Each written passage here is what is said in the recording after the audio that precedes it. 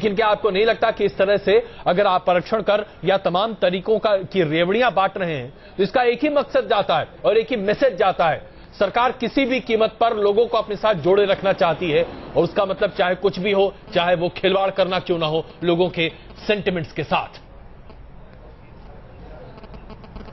इसमें मैं दो बातें कहना चाहूंगा आपके सवाल का उत्तर देने से पहले।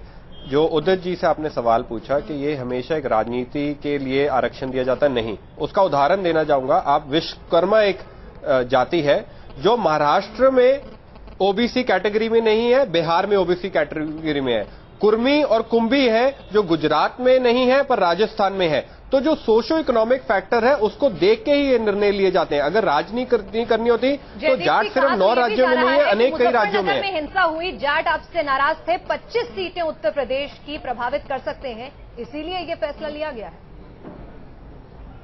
यह भी एक फैक्टर है। देखिए, जैसे मैंने आपको कहा, जो मुजफ्फरनगर में दंगा हुआ पॉलिटिकल फायदा लेना होता, उसको कांग्रेस अपनी तरफ आकर्षित करने के लिए ऐसा किया है, यह भी एक कारण है। जयदीप जी बोलिए। अगर पॉलिटिकल फायदा लेना होता, मैंने आपको, अगर सोशो इकोनॉमिक फैक्टर के अलावा पॉलिटिकल फैक्टर होता तो हम पंजाब में जहां कांग्रेस आज पावर में नहीं, वहां क्यों नहीं करते? और कई ऐसे राज्य हैं जहां जाट कम्युनिटी बहुत बड़ी तादाद में है, वहां क्यों नहीं करते? मैं pure decision socio economic factor पे नहीं। जयदीप जी, अगर आप देखें तो आप पश्चिमी उत्तर प्रदेश की बात कर रहे हैं जहां पर बड़े पैमाने पर जाट है, जहां पर कांग्रेस का कोई अस्तित्व आता हुआ दिखाई नहीं दे रहा है। आप राजस्थान की बात कर रहे हैं जहां पर ऑलरेडी आप हार का सामना झेल रहे हैं। हरियाणा की बात करते हैं जहां पर कांग्रेस की मौजूदा राज्य सरकार के खिलाफ लोगों का गुस्सा बाहर निकलता हुआ दिखाई दे रहा है। देखिए, जिन राज्यों में जाट आरक्षण का फायदा होना है बड़े पैमाने पर, उनमें से 3 बड़े राज्यों में आपकी स्थिति बहुत खराब है। आप अपनी स्थिति बेहतर करना चाहते हैं, इसका और कोई मकसद नहीं है, मान लीजिए इस बात को। मैं आप जो बोल रहे हैं तथ्य गलत है। उन्नति यहाँ हरियाणा में यूपीए की जो जितनी योजना है, जनहित में जो हम पॉलिसी लाए हैं, वो फूड सिक्योरिटी बिल हो, हमें आरक्षण का कोई टूल सिर्फ वोट बटोरने के लिए नहीं चाहिए। आधार ही चलिए, तो गुर्जर समुदाय ने तो बहुत बड़ा आंदोलन किया था, कई लोगों की मौत भी हो गई थी जयदीप जी, और उस बड़े आंदोलन के बाद उनको कंडीशन के साथ आरक्षण मिला था। तो ऐसे में वो समुदाय आज भी आपसे नाखुश है, तो फिर जाटों पर ही मेहरबानी क्यों? समुदाय तो वो भी पिछड़ा बताता है खुद को। देखिए, अगर आप इतिहास की तरफ देखें, 1997, 2011 दोनों टाइम इनकी जो ओबीसी की डिमांड थी वो रिजेक्ट हो गई थी, क्योंकि ये स्थिति, जो इनकी आर्थिक स्थिति, वो ऐसी नहीं थी कि ओबीसी स्टेटस दिया जाए। ये नए जब इनको रिपोर्ट बनाने के लिए कहा गया, गुर्जर्स के लिए इसी बात के लिए हमने कंडीशन लगाई थी। अगर मैं आपको याद दिला दूं, सोशल और इकोनॉमिक कंडीशन इतनी बुरी नहीं है। 2012 में उत्तर प्रदेश में चुनावों से पहले आज के मौजूदा केंद्रीय मंत्री सलमान खुर्शीद ने 5% आरक्षण की बात कर दी थी मुसलमानों के लिए। ये आरक्षण की राजनीति आप लोग आज से नहीं, बहुत पहले से करते चले आ रहे हैं, मान जाइए इस बात को। चलिए, हमारे साथ कर्नल बैसला जी इस वक्त जुड़ रहे हैं। कर्नल बैसला जी, स्वागत है आपका। क्या आपको लगता है कि जाट आरक्षण की बात कर यूपीए सरकार जाटों को अपने हक में करने की कोशिश कर रही है? आपका आंदोलन भी इस बारे में काफी जबरदस्त तरीके से रहा।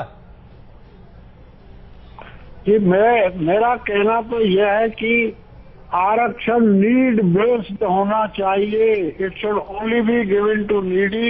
आई am not commenting upon anybody else. My demand for the Gujjars is quite a reasonable and genuine demand which has not been considered, and my people are anguished about it. बिल्कुल, लेकिन आप not be politicized. लेकिन अब तो Congress party आपकी बात सुनने को तैयार नहीं है। इस बार यूपी में, इस बार के लोकसभा चुनाव से पहले आप बस मिस कर गए। जी हाँ, मैंने बहुत सब जगह सारे दरवाजे खटखटा लिए, कोई मेरी बात नहीं सुन रहा है। जी, नॉट ओनली बैसला जी, आपको लगता है कि कहीं ना कहीं आप वोटों को उस तरह से प्रभावित नहीं करते हैं अलग अलग स्टेट में जैसे जाट, इसीलिए आपका इतना बड़ा आंदोलन, इतनी बड़ी कुर्बानी लोगों की जिनकी जान गई, वो नजरअंदाज कर दी जाती है। आपको कंडीशनल रिजर्वेशन मिलता है और जाटों को यहां पर सीधे सीधे ओबीसी में शामिल कर लिया जाता है 9 स्टेट में। जयदीप जी भी हमारे साथ है, कांग्रेस नेता, पूछ सकते हैं आप उनसे, अपनी पक्ष रख सकते हैं। उनका पॉलिटिकल संगठन ज्यादा है।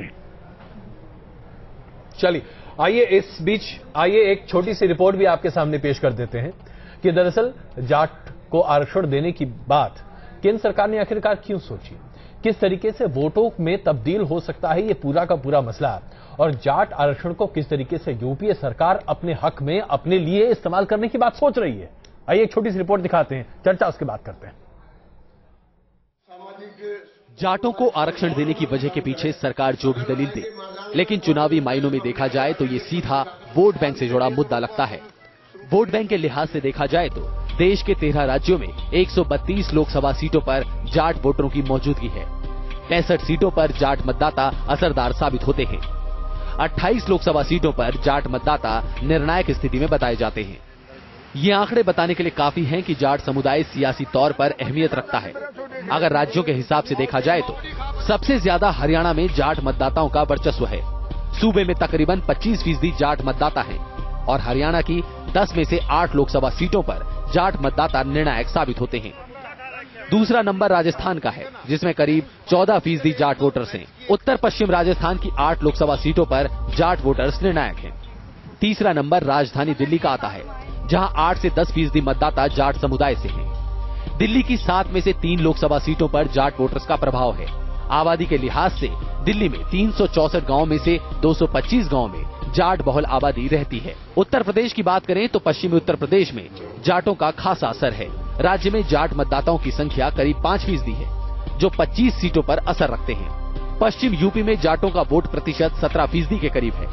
पश्चिमी उत्तर प्रदेश में 18 ऐसी सीट हैं जिन पर जाट मतदाता निर्णायक साबित होते हैं।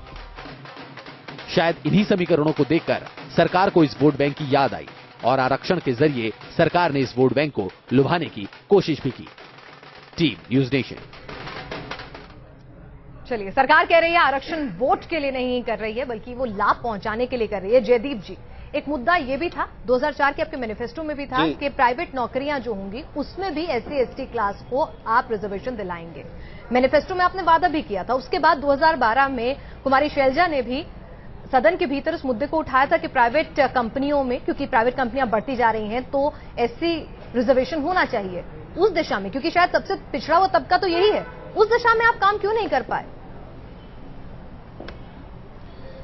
इस पूरी बात का निचोड़ ये है कि क्या ये फैसला एक पॉलिटिकल बेनिफिट या वोट बटोरने के लिए लिया गया है। एक वकील होने के नाते मैं आपको बता दूं, ये मुद्दा सुप्रीम कोर्ट के सामने कई बार आ चुका है। एक सुप्रीम कोर्ट का फैसला है इंदिरा साहनी केस, पूरे भारत में पता है। उन्होंने कहा था कभी भी ऐसा आरक्षण का फैसला हो, अगर आपके पास डेटा पे फैसला लिए कि सोशली इकोनॉमिकली बैकवर्ड है, तब वो फैसला जायज है, नहीं तो उसको असंवैधानिक मान लिया जाएगा।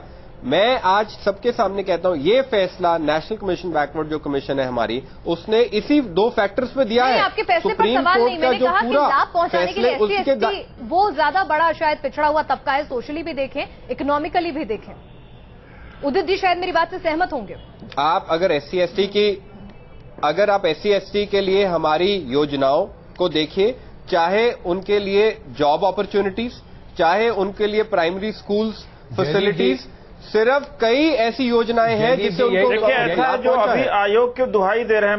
मुझे बोलने का समय है, बिल्कुल सवाल मुझसे उन्होंने किया है जी। तो जो इन्होंने कहा कि सोशियो इकोनॉमिक फैक्टर के आधार पर डेटा कलेक्ट किया और ऑल ओवर द कंट्री में मीटिंग होल्ड करी, एंड देन बैकवर्ड कमीशन की रिपोर्ट आई, then they are implementing reservation for Jats ji. Let me tell you, it is always easy to influence the commission. Commission को influence करके कराया जा सकता। However we are not opposing this reservation, but the timing which they have selected shows that it's a pure politics। यही बात जयदीप जी हम आपके सामने भी रखना चाहते हैं। मैं तो बल्कि आज बिकॉज SC/ST के रिजर्वेशन में शैक्षणिक और सामाजिक पिछड़ेपन का आधार दिया गया है। यहाँ अलग आधार है, वहाँ अलग है। जो करना चाहते हैं मंशा सही हो, लेकिन आज जिस मौके पर आप कर रहे हैं ये मंशा वाकई में प्रेरित है वोट से। अजय जी, मैं उदित जी की बात बहुत ध्यान से सुनी मैं शेरगिल से पूछ रहा हूं। ये भी शासन में रहे हैं, ये भी NDA सरकार। अब मैं आपको उदाहरण देता हूं, हमें बल्कि शाबाशी देनी चाहिए। चाहे वो तेलंगाना का मुद्दा हो, NDA कुछ नहीं कर पाई, चाहे वो आरक्षण हो, चाहे वो फूड सिक्योरिटी हो, हर बात का ये कहते हैं हम अपोज नहीं करते। अगर आप अपोज नहीं करते, जब आप पावर में थे, आपने पास क्यों नहीं किया? जयदीप जी बुरा मत मानिएगा, मैं वाकई में यूपीए सरकार को और कांग्रेस पार्टी को बधाई देना चाहता हूं कि इन तमाम चीजों पर आपको तवज्जो देना तब आया जब चुनाव में मुश्किल से 4 महीने बचे हैं। उसके पहले तक 9.5 साल तक आपकी सरकार में इसके बारे में कोई सुध बुध भी नहीं थी।